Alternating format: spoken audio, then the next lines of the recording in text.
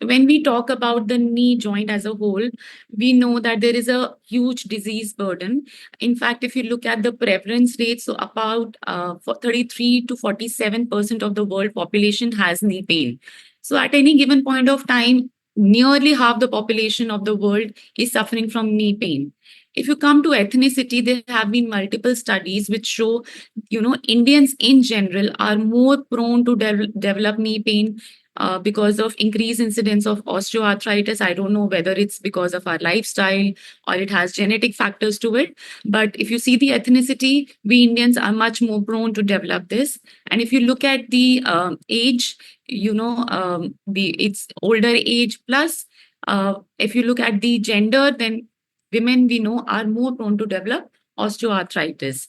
In fact, in 2019, this is the prevalence that was there. There were 528 million people worldwide who had osteoarthritis. About 73% of these were older than 55 years. So again, age is a very important factor, and more than 60% were females. And when you talk of osteoarthritis, knee joint is the one which bears the maximum load of this disease. So you can imagine how big this epidemic is. It's not going anywhere, any soon unless we are changing our lifestyle. But till that happens, we have a role to play in improving the life of patients with knee pain. So we as radiologists, how can we help? We can obviously help in making a diagnosis and helping in treatment. So making a diagnosis can be on the basis of diagnostic scans, but also as an intervention person, you can help in making diagnosis. So no matter what intervention you do, whether it is for a diagnostic purpose, whether it is for a therapeutic purpose, the most important step is to plan for that intervention. Now, the intervention per se is not just putting in a needle and doing some injection. It is way more than that. The first step of which is pre-planning. So when do you plan for that patient? What do you do is you take a good history, review all the imaging for that patient.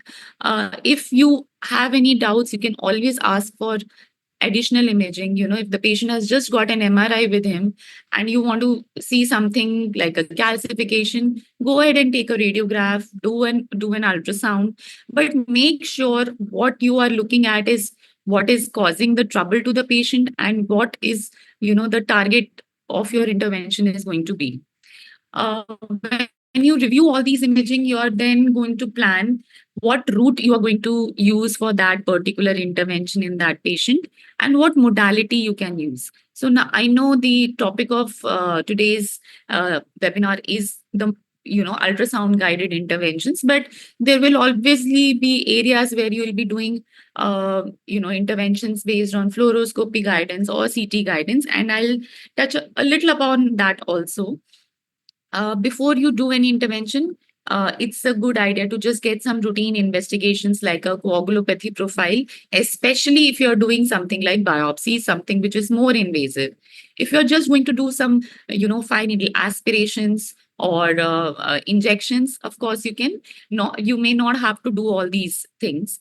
But even when you're doing injections, you need to get a basic CBC just to see, a CBC ESR to see that there is no underlying infection going on in that patient. Because if you plan to inject something like a steroid, you need to make sure the patient doesn't have infection.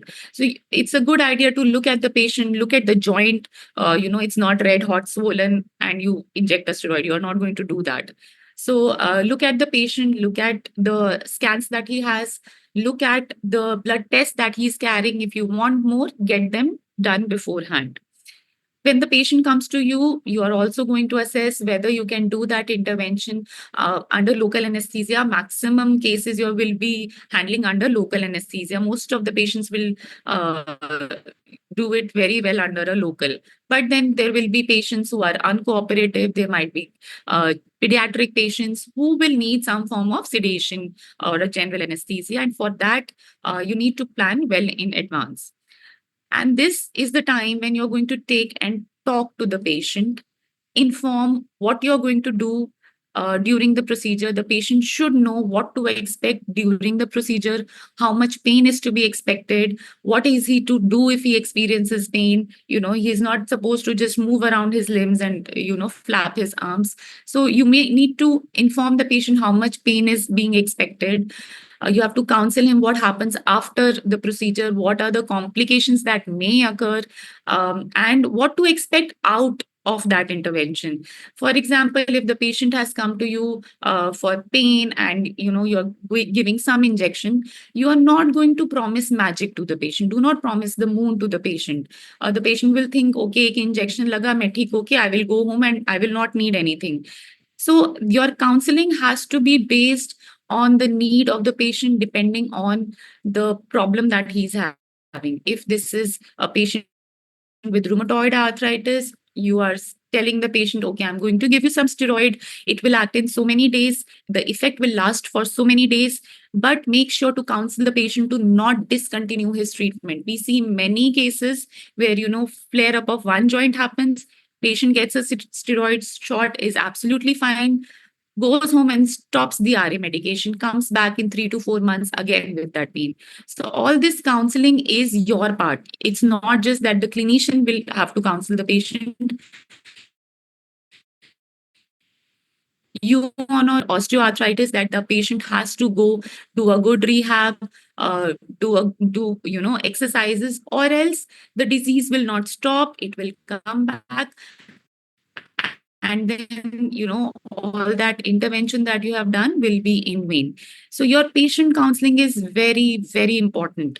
Talk to the patient so that patient is comfortable with you during the procedure, and that is your trust building step at this point.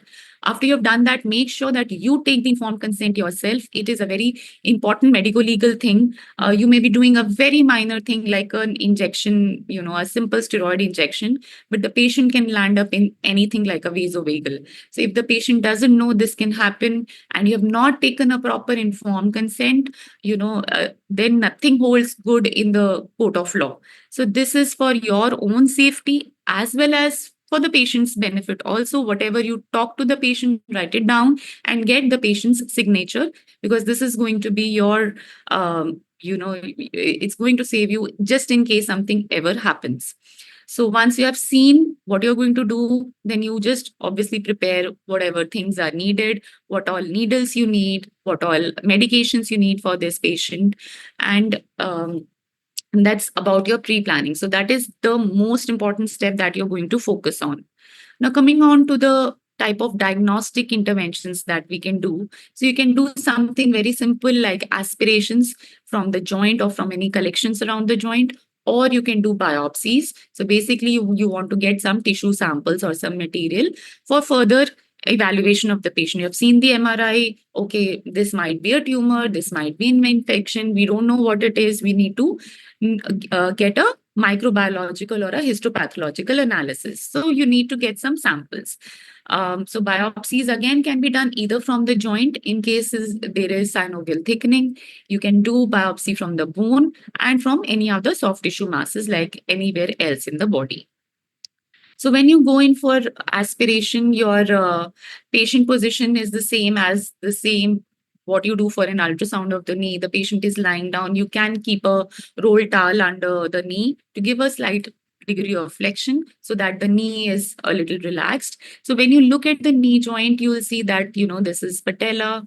So that's your patella, and just above the patella, you have the quadriceps tendon. Medially, you have the vastus medialis, which if you notice goes slightly caudal when you compare it to the vastus lateralis. So here is a window where there is no muscle. Okay, not all the knees look like this. You don't see the muscles so well, but you know that the anatomy is going to be the same. So there is a way where you can enter into the joint, you can enter into the suprapatellar recess without having to go into any muscle. And that is why we usually will use an lateral approach whenever we are going to uh, put in the needles for aspirations or for injections. And how do you want to put in the needle is in plane. What is the meaning of in plane is when you put the needle along the length of the probe. So if you put it across, if you don't, so what happens is when you put this along the length of the probe, you see the entire shaft of the needle. And knee joint is a place where you always do all your interventions in plane.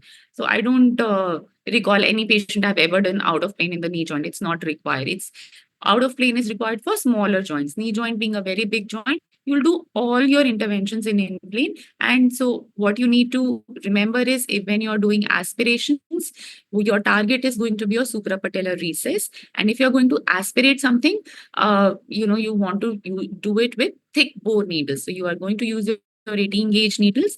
And no matter what you do, even if you think it's a septic arthritis, you're not going to, disregard all the your aseptic precautions. You have to be extremely, extremely careful to maintain that asepsis, because if that joint is not infected and you introduce an infection into the joint, you will never ever get another patient in your entire practice. It is a very, very, very, very bad thing to infect the joint. So make sure you take all sterile precautions.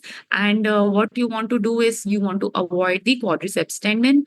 And if you come from the lateral side, there is no muscle, you straight away enter into the joint and you can aspirate. So same thing here. So there is a lot of fluid in this joint. Patient was a known case of rheumatoid arthritis, but sometimes there will always be a doubt whether the effusion is septic or aseptic. So you can aspirate, and if it is not an infected joint, you can go ahead and do some injections like steroids also. So that's the injected going in. So the other thing that you can do is you can do synovial biopsies. So the approach is the same. You're going to come through the lateral aspect, or you can do this biopsy in any place where you think the synovium is thickened the most. So sometimes you will have it in the suprapatellar recess. It may also be synovitis just in the Baker cyst. It may be just in the parapatellar recess. So if it is there in the suprapatellar recess, fine, or wherever you find the maximum amount of thickening, you can target that area. Similarly, you can do biopsy for any soft tissue mass that you encounter. So another case, so there was this lot of synovial thickening in this patient, sent for a synovial biopsy, and this came out to be a granulomatous synovitis. So they could see some necrosis in the center of those granulomas they found. So that you prove that it is a tubercular synovitis, and it's a septic arthritis, and patient gets the right treatment. So that's the whole idea behind doing anything. Patient is getting the right treatment. So when are we going to do synovial biopsies? Whenever you have synovial thickening, it can be inflammatory or it can be non-inflammatory, or a neoplastic synovitis that you have. Even in inflammatory, it can be an infective or a granulomatous disease. It can be non-granulomatous or a non-infective inflammatory synovitis, or it may be secondary to some crystal deposition. So no matter whatever it is, your imaging will only show you synovial thickening, but you need to know the cause for that. So if your synovial thickening is anything more than 3 to 4 it can be biopsied. If it is less than that, you can try and do fine needle aspirations in those cases, but obviously that will the yield will be less, and you may or may not get a diagnostic result. So whenever you're doing biopsies, what do you need for that? You obviously need a semi-automatic biopsy gun. We don't use an automatic gun because you need to control the exact throw. The synovium may not be very thickened, and there may be very important structures in the vicinity that you want to save. So you are always going to use a semi-automatic gun. You can use an 18 gauge biopsy needle, but of late, we have started doing everything with 16 gauge needles because the pathologist is more happy with thicker cores. And there is no increased complication rate with using a 16 gauge needle. So if you have a 16 gauge, prefer a 16 gauge. The throw in these kind of guns can be adjusted. So you can have a 10 millimeter throw or a 20 millimeter throw. So that will depend on how much synovial thickening you're finding, how much length of the tissue is available for you to biopsy. You can have Right. So what the pathologist says is it's okay if you give me smaller cores in terms of length, but the thickness to them matters. So try and use 16 gauge needles and try to get thick cores. Try and get at least 4 to 6 cores, because they may be sent for multiple tests. So as many cores as you can get, but a minimum of 3 good cores is what you want to target. If you get one, fragmented core, don't count it as a core only, because once it's fragmented, it's very difficult for them to actually evaluate it. So target at least 3 good cores, and if you can, get up to at least 6 cores. So what are you going to store that sample in? So if you want to send it for microbiology, you are going to store it in normal saline. Of course, it will go for a histopath diagnosis. So store it in 10% formalin. And if you're suspecting crystal arthropathy, you can just send the core without any media. So what happens is, no matter you don't, so the basic idea is you want to know whether it's an infection or a tumor in any case. So you should always send samples at least in the normal saline and formalin. Okay, that's the basic minimum you'll do. And if crystal disease is to be documented, then you're just going to send the core as it is. So after the procedure, like you do for any other procedure, do an antiseptic dressing and prescribe some analgesic. This is done as an OPD procedure. There is no need for admission. You can just observe the patient in the department for a good 30, 40, 45 minutes. You will know if there is a complication that is going to happen, you are going to know it during the procedure. If the patient bleeds, you'll see it. But the good thing is, since these are superficial structures, you give a lot of compression, you can tackle most of the complications. So you need not admit the patients for these procedures. Coming on to bone biopsy. Now, these can be done, as I said, under fluoro guidance. It can be done under CT guidance, but there can be cases where, once the cortex is thinned out. So if you have a lytic lesion, which has actually eroded the cortex, or really the cortex is paper thin, in that case, if you can see the lesion on ultrasound, you can do ultrasound guided bone biopsies as well.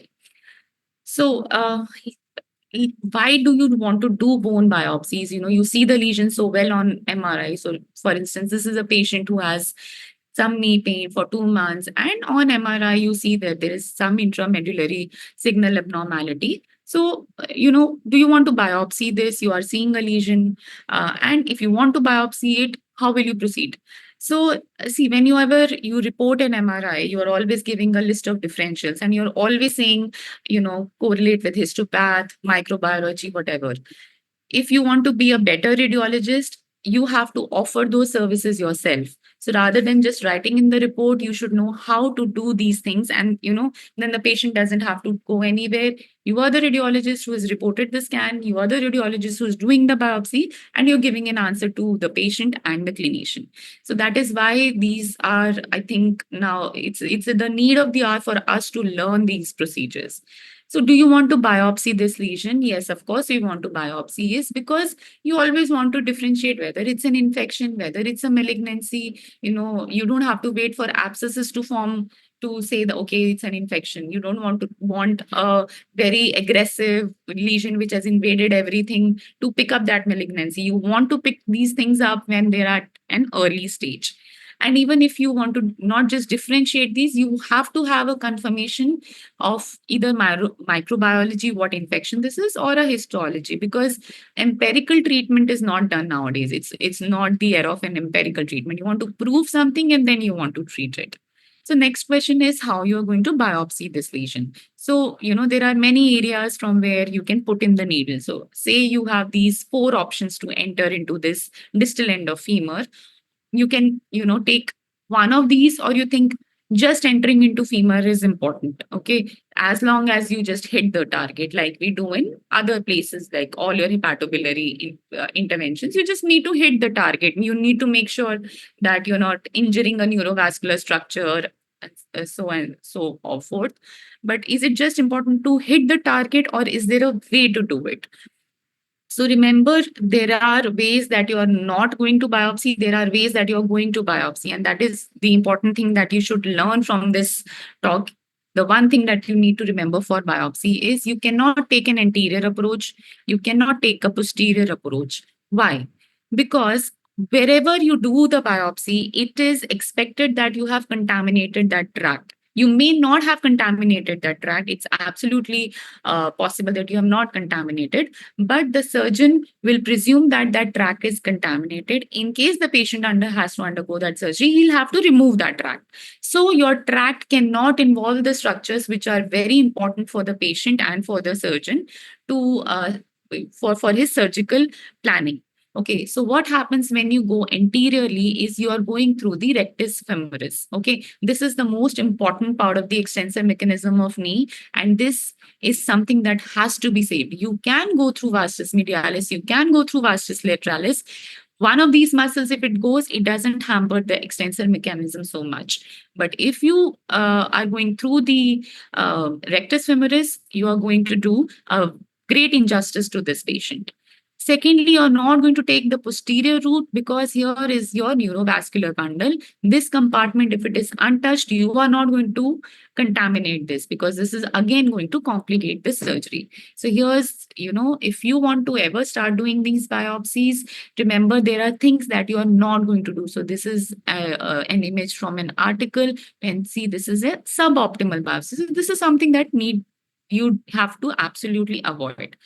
So whenever you are starting to do bone biopsies for long bones, remember you can read up very excellent articles. One of these is this one, which will tell you that there are anatomically based guidelines for biopsying any bone tumor, because all of this has an implication for limb sparing.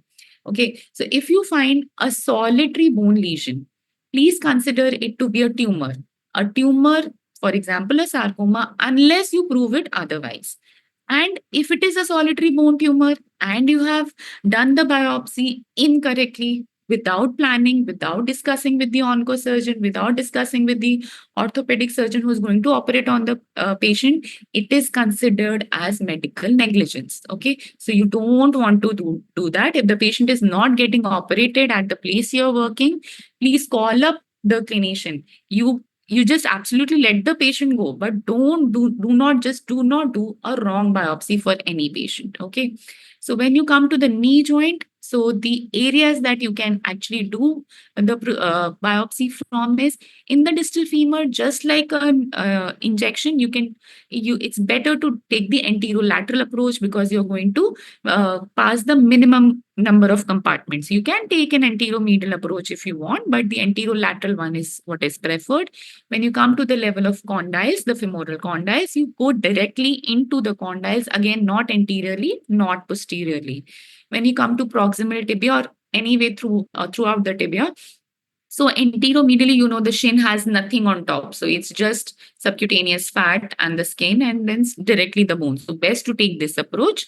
And if you go on biopsying the fibulas, you take a direct lateral approach. And, the idea is to traverse minimum number of compartments whenever you're doing these biopsies. So whenever you do a bone biopsy, again, what are you going to use? So you are going to use Trifine biopsy needles. So they are special in the sense that they have these nice diamond tips, okay? Because you want to penetrate the cortex. If the cortex is already eroded, if it's already paper thin, you can use your soft tissue biopsy needles with a coaxial system, because the coaxial will help you just pass through that paper thin cortex, and then you can take the course using your soft tissue biopsy, true cut guns basically. And if it is a lesion which is well within the bone, the cortex is intact. So for penetrating the cortex, you need these Jamshedi needles or a T-lock systems, or basically these are Trifine biopsy needles. So once you have entered into the cortex using this needle, the diamond tip can be taken out, and through this cannula, you can enter and take multiple course through a single pass. Okay, so I try and do this in a coaxial system always, because many researchers have also shown that if you do biopsy using a coaxial system, there is absolutely no chance of you contaminating the tract. Okay, so you have to follow those anatomical guidelines, yes, but you can further minimize the chance of contaminating the tract by using a coaxial system. So just enter once and take multiple course. Again, you're going to try and take at least 3 to 4 good course, you can try and use the 11 gauge, because those will again give you thicker course. And big bones like femur and tibia, you can obviously use thickest available biopsy guns that you have. Again, how to store is the same thing. Whatever it is, you're always going to send the sample for microbiology as well as for histopathological analysis. That's why you're always going to store them in the normal saline and 10% formalin. So for microbiology, you just need one good core. That's enough for all the cultures. But for formalin, try and give them at least 2 to 3 good cores, so that they need more of samples for histopathology than they need for microbiology. Again, post-procedurally, antiseptic dressing, analgesic, and, observe the patient. If it's okay, you can just send the patient back. Coming on to therapeutic interventions, which is, the actual chunk of this talk. And the major thing is your knee joint injections, which, most of my talk is going to be about that now. And apart from that, there will be some other interventions that will come to you on a very fairly regular basis. So let's start with knee joint injections. So by now we know there is a huge burden of knee pain, which is largely because of osteoarthritis, but there are obviously other causes like inflammatory arthritis. And at least for osteoarthritis, there is no established cure. Okay, there is just no cure for osteoarthritis even today. Either whatever pharmacological therapies, whatever patient takes, NSAIDs or whatever, these are just palliative in nature mostly. But uh, what do you do for a patient who is either not a candidate for TKR, or he is in pain, and what do? He cannot even undergo lots of rehab because he is in so much pain. So you are going to try and intervene in these patients, and you're going to select your patients wisely. So there will be patients, a subset of patients who will have advanced osteoarthritis, who are candidates for total knee replacement, but they don't want to do it just at that point. They want to delay it, or they are at a high risk of surgery. So since they cannot undergo a TKR, you want to do something for these patients. Or you pick up, because if you pick up the disease early, when the cartilage damage is not too bad and the patients are younger, who are not candidates for TKR at all. So in those cases, there is not just an element of pain. You want that patient's cartilage to heal as well. So you want to promote anabolism in that joint. You want to stop the catabolism of cartilage. And for all these reasons, you want to start doing some interventions.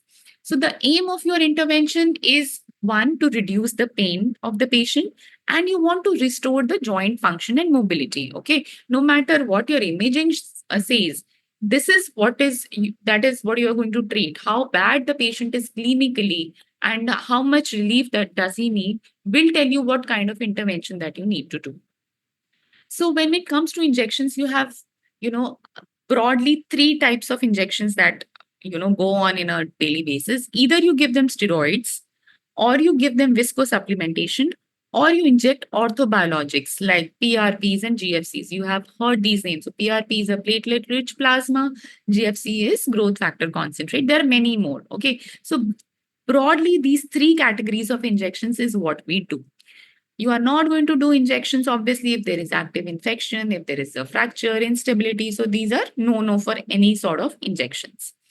Remember also, again, to tell the patient that these injections are not a substitute for their physical rehab and exercise. If they don't do this, the disease will not go away. It will keep on progressing and the pain will come back. So again, every time stress this fact that, even if you feel better, you have to go and do a good rehab so that you don't have to come back for more injections. So let's look at the subset of injections that you do. So the majority of injections that have been, going on for a long time have been either steroids or hyaluronic acid. So steroids, as we all know, are anti-inflammatory agents. So they reduce the release of vasoactive kinins and formation of prostaglandins, because all of this causes pain. So they are going to control all that inflammation that is going on. So in the knee joint, you all the time you are going to inject long-acting steroid. What those are, I'll tell you. So they come with the name of Kenacort, so that is your triamcinolone, or with the name of Depometrol, which is basically methylprednisolone. Now, hyaluronic acid is basically viscosupplementation. So basically, it helps in normalizing the viscoelasticity. So synovial fluid normally has hyaluronic acid. What you're doing is just supplementing it more. So that helps in activating tissue regeneration.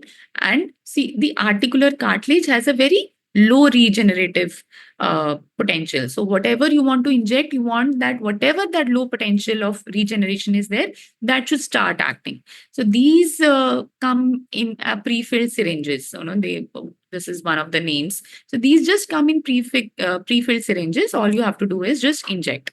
And most of the orthopedicians, they just do it blindly because knee joint being such a big joint, you tend to not go wrong here. So most of these injections are done without ultrasound guidance actually. So steroids, when you give, you have to tell the patient that it has a quick onset of action. Steroids will start acting in 3 to 4 days, but then the relief will be short lived. So, about 5 to 8 weeks is what we tell the patient.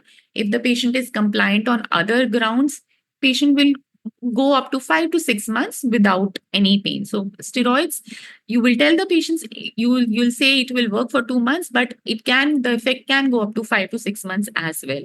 When do you want to give steroid is when there is effusion. Effusion means there is ongoing synovitis. That means there is ongoing inflammation. So in these cases, steroids will help more. Whereas the hyaluronic acid will have a late onset of action. Their onset starts after 4 weeks. So for a month, patient for 4 to 5 weeks, patient will have no benefit. But once the effect kicks in, it will be sustained for a longer period of time, say up to 6 months to even 1 year in patients. Now, hyaluronic acids have been, there are multiple types. What you need to remember is now you get these reticulated hyaluronic acid derivatives where you can just give a single dose. So earlier patients used to come for multiple doses of HAs. Okay. So now you have these reticulated hyaluronic acids where you need to give just one dose and that will act for about 6 to 8 months to even up to a year. Okay. These are a little expensive, but they give a longer benefit to the patient. Where you are going to use this is in a mild to moderate disease. In an advanced knee osteoarthritis where there is bone on bone, on the radiograph, this is not going to really help because, it is going to help regenerate some cartilage. So there has to be some cartilage to act upon. So if there is no cartilage, there won't be much benefit in these cases. And if the patient has joint effusion, you are not going to give hyaluronic acid because again, effusion means synovitis. That means there is some ongoing inflammation. So basically, if it's a dry knee, give hyaluronic acid. If it is a wet knee, give steroid. Now, when you come to steroids, so steroids are used immensely in all our MSK procedures. You need to know what type of steroids are there. So there are basically broad two categories. One is your soluble or non-particulate. One is your insoluble or particulate ones. So remember, in knee joints, you are going to use the particulate ones or the insoluble one because they are longer acting. And how do you remember their names is whatever ends with olon, so triamcinolone and methylprednisolone. So whatever ends with olon is your longer acting. It has an L. Okay, so L for longer acting. So remember, these olons will have a longer action. Whereas the ones with the zone are the ones which are shorter acting. So S for shorter acting. Okay, so dexamethasone and betamethasone, they will have obviously a quicker onset of action, but they will be shorter acting. These are basically used for nerve blocks. Okay, but as far as knee joint goes, you're going to do injections with longer acting steroids like triamcinolone or methylprednisolone. So whenever you inject inside the joint, we prefer triamcinolone. Or if you're injecting more superficial structures where there is a risk of depigmentation, you can prefer methylprednisolone. You can give methylprednisolone into the joint as well. It's absolutely fine. You can use either of these.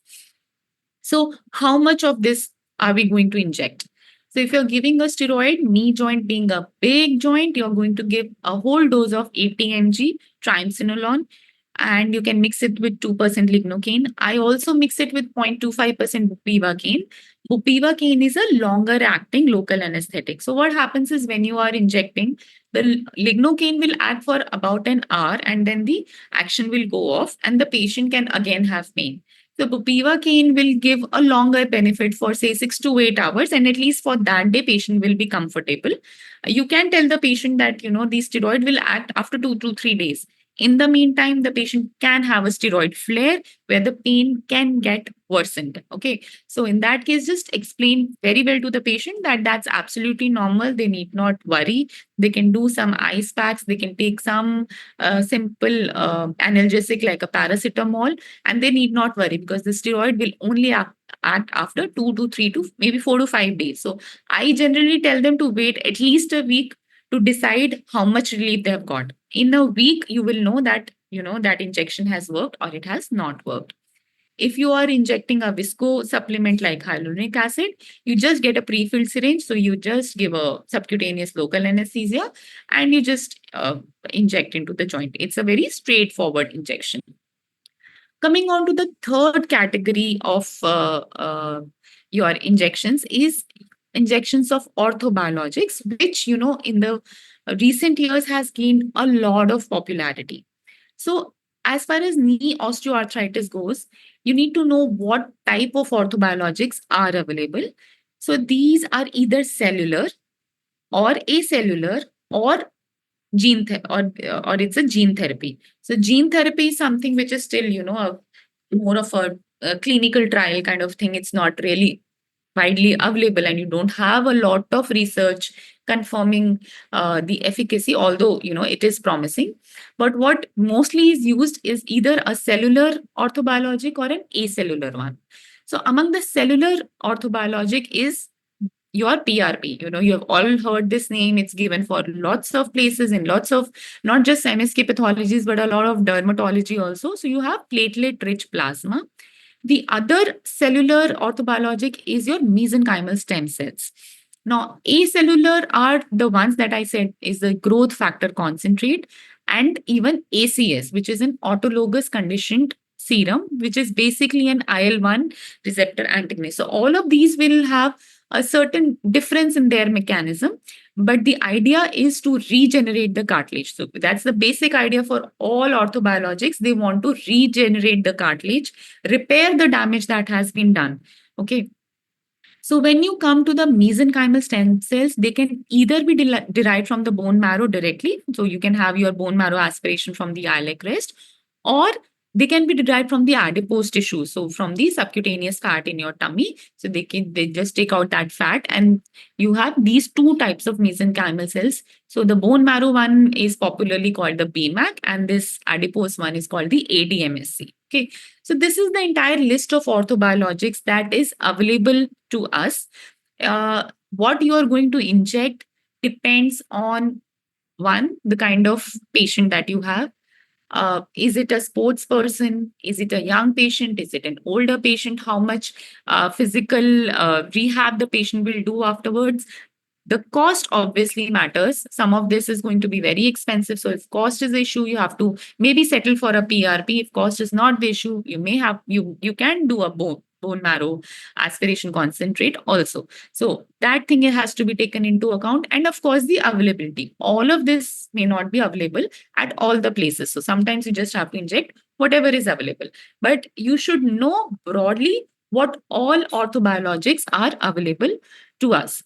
So what happens is the two major ones that are injected on a routine basis is either a PRP or now mostly people are shifting on to GFC. So what happens is patient comes to you and you draw patient's blood. So you take patient's blood that's put into a centrifuge machine. So you have vendors who will do this for you. I mean, either your lab does it for you or you have some vendors who will do it for you. So basically they spin the blood and then after that soft spin, you will get these layers where you will discard the layer with RBCs.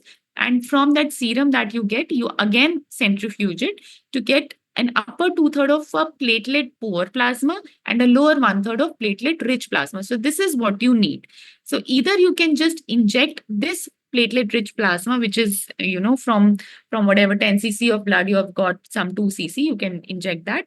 But for the knee joint, 2 cc is pretty less. So you want 5 to 6 cc. So patients about 50 to 60 cc of blood is what they will take out, because you want to increase the concentration to up to 5 times. Okay, so if the baseline concentration of platelets is 2 lakhs, they will go up to 10 lakhs. So that much amount of concentrated plasma you need. So either you can inject at this place, or you can then further. So basically now for GFC, this thing again is, processed to give you growth factors. So the idea is, if you inject the PRP, the platelets, you are injecting the platelets. The platelets have growth factors in their granules. There's some alpha granules. You need not go into that.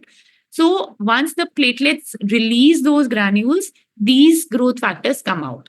Okay. So either you can inject the platelets, they get activated and release these growth factors, or that activation is done by the machine outside the body and you can directly inject these growth factors. So if you inject these growth factors, it's a highly concentrated growth factors which are being injected into the body, which will promote regeneration. So either of the two you can do depending on, your preference, the clinician preference, availability, cost factor, etc. So when you compare these two, the PRP and GFC, how does it differ?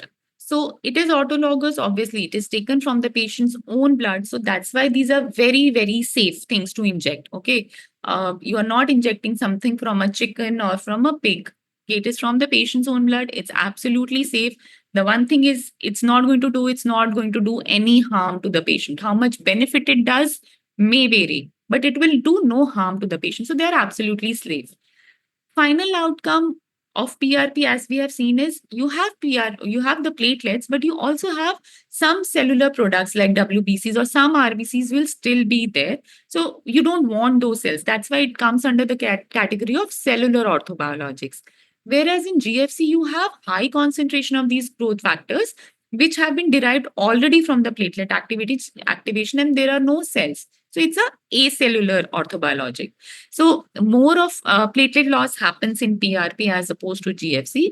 PRP, again, there is, depending on the spin and how you extract, there is a lot of variability in that PRP. Okay, that's why all these trials that have been taking place, everybody is like, which kind of PRP is the best? Kitna spin dena hai? Kitni der tak spin karna hai? Kitna rich hona chahiye? So there is a lot of variability here, as opposed to GFC, where the variability is less.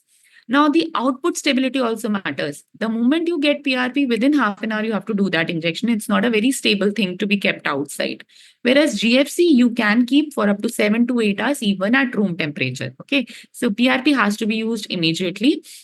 Now, results, when the patient getting the result or benefit, it has been seen that GFC, because you are injecting an activated thing already, so the result time is much less as compared to PRP. So patient gets quicker results, quicker relief if the GFC is injected. Pain and inflammation is more in PRP, because again you have some cell products which are unwanted, and your WCs and all, they can incite some inflammation. So the chances of pain and inflammation after the procedure are less with GFC as compared to your PRPs. Now, so you have a lot of gamut of a lot of things. What do you inject when? So that thing, of course, depends on the patient symptoms, but also on your radiographs. Okay. So no matter how high we fly, we come back to our basic radiographs. They are the backbone, not just for imaging, but for treatment of the patient as well. So we all know this KL classification, where, you have grading from 1 to 4. So if it is a very advanced osteoarthritis, where, the only thing you want to do for the patient is pain relief. So you can give steroid, especially because these patients will come to you when they develop some sort of synovitis. They will always have some sort of effusion. So in these patients, you can just give steroid because there is no cartilage which will be damaged with steroids. So you can just give that.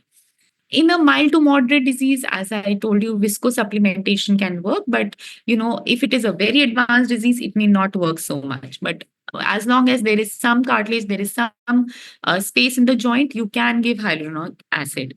PRPs or growth factors are best given in early forms of diseases because here the cartilage damage has just begun, and that is what you want to stop, and you want to try and regenerate that cartilage. So more the cartilage is available for regeneration, better the results will be. If you are picking something up very early, it's best to give PRPs or growth factors or any sort of orthobiologics for that matter. So coming on to what you want to inject. So if it's a dry knee, we know there is no synovitis, you will give hyaluronic acid. If it is a wet knee, we know there is synovitis, you want to give an anti-inflammatory, so you give a steroid. If it is a lower KL score or it is a younger patient, prefer orthobiologics because you want to again go in for regeneration. Whereas if it is a higher KL score or the patient is already a TKR patient but wants to delay that surgery, then you can give steroid plus minus hyaluronic acid.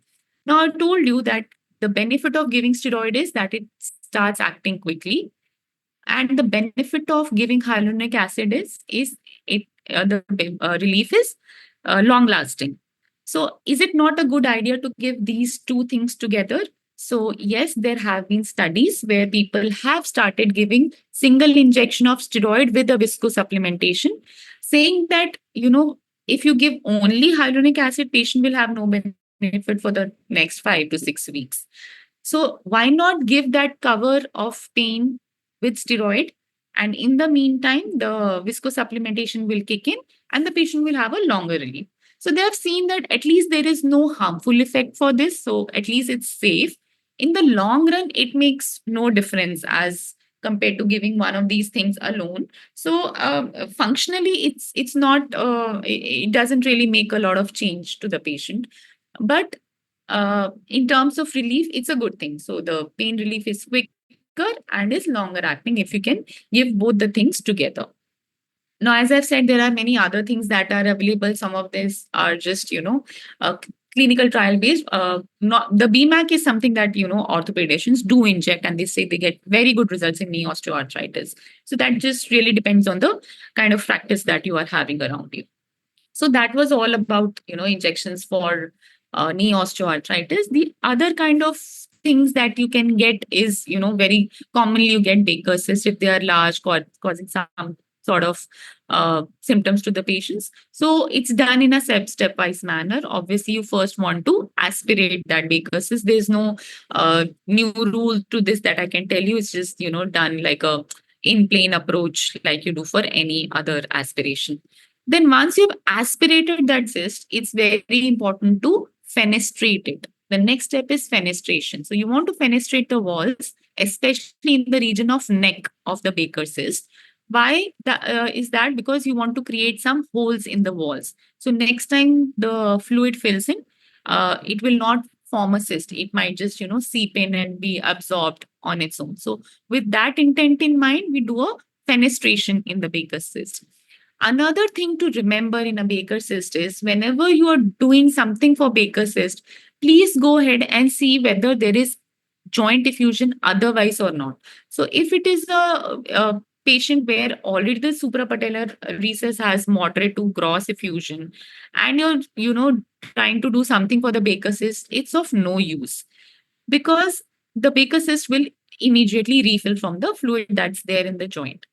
Whereas if you have Baker cyst where there is not much fluid in the joint and maximum fluid has now just accumulated in the Baker cyst. So we know there is a ball valve mechanism here. So now it's sort of, cut off from the joint. It's not really cut off, but, the fluid has just collected here and the rest of the knee doesn't have a lot of effusion.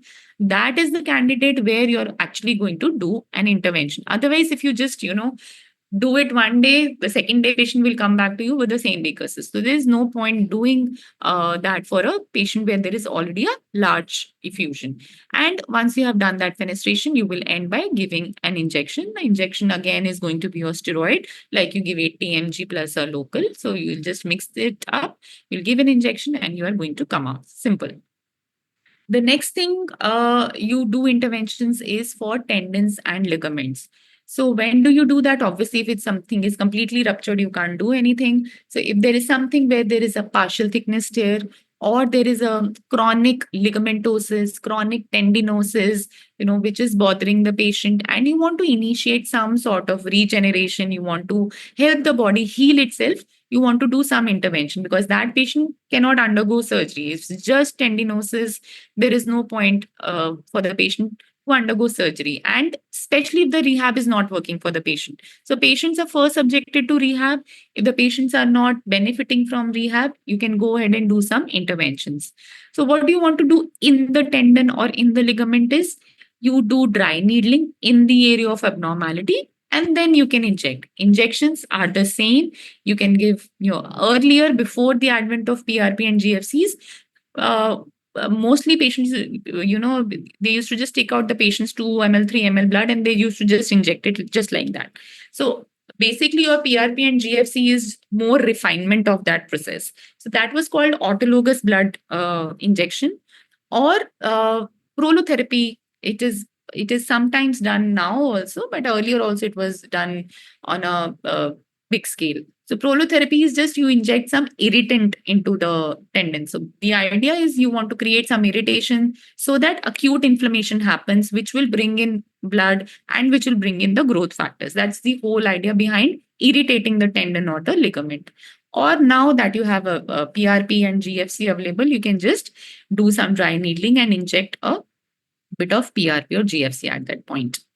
Now, peritendinous, you can do a steroid injection. So remember, it has to be peritendinous outside the tendon. You're not going to inject anything inside the tendon or ligaments because they tend to weaken these structures. And in the knee, everything is weight bearing. So you don't want that happening. You don't want to create an iatrogenic rupture. So if at all you have to inject a steroid, do it outside these structures, never inside. That's the only thing that you need to remember.